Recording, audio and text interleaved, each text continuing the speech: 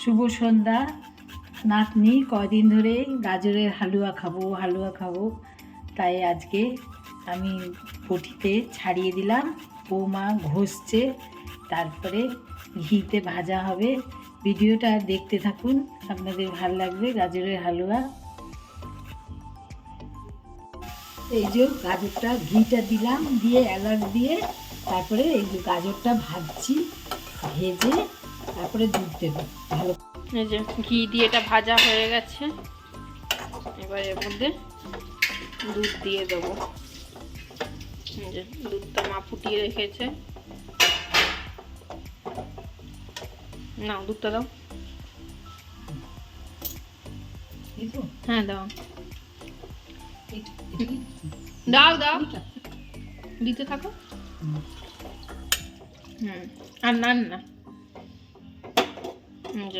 দিয়ে একটু ফুটবে, তারপর নামানোর সময় একটু চিনি দিয়ে নামিয়ে নেব।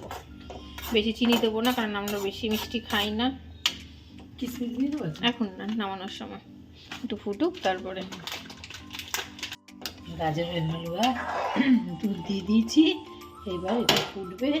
আর এই যে কাজু, এই যে কিশমিশ যে দিয়ে দিলাম।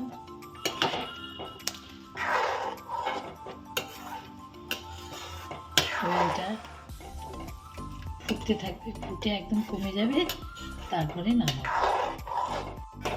হ্যালো, এই দেখুন গাজরের হালুয়া হয়ে গেছে।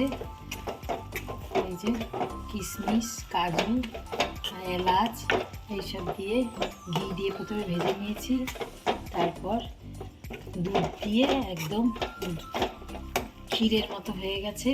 দেখি একটু খেয়ে কেমন হয়েছে। খুব ভালো হয়েছে।